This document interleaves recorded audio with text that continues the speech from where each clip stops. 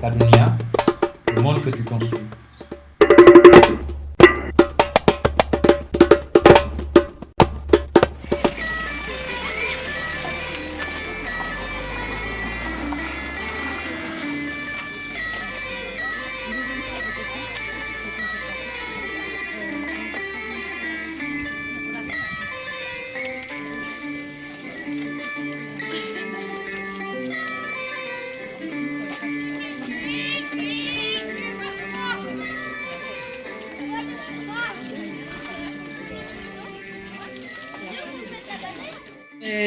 Je ne sais pas si vous savez comment on fait des fondations. Normalement, on creuse des tranchées.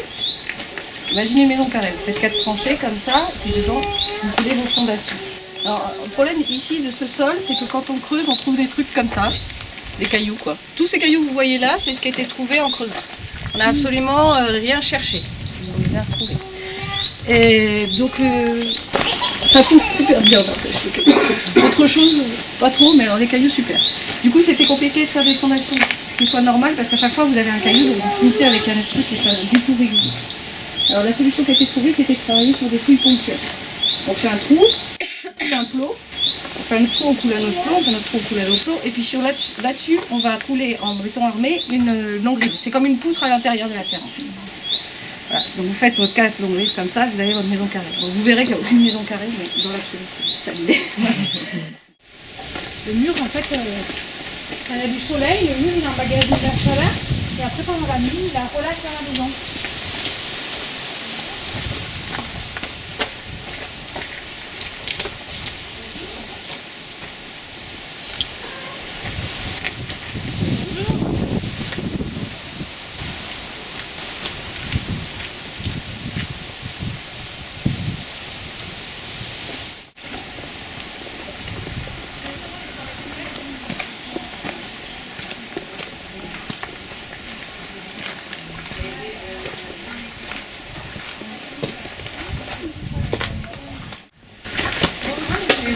Ah ouais, c'est chouette.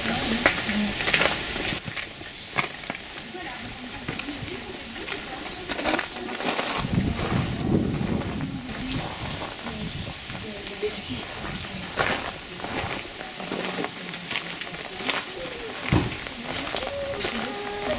Et là, c'est notre salle collective. Ici, il y a des gens qui se retrouvent, qui font des petites heures philosophiques ou du yoga ou de la méditation. On a demandé que ce soit que des activités calmes. On a une autre salle commune qui est dotée d'une cuisine qui a été construite par les bénévoles quand ils se sont retrouvés sans le mât pour dormir puisque l'école était dedans. Du coup, ils avaient besoin d'un endroit pour se retrouver le soir. Et donc, c'est doté d'une cuisine. Et ça permet de faire des repas partagés. Et c'est là qu'on se retrouve quand on veut dîner ensemble, etc. Sinon, on est plus en ce moment.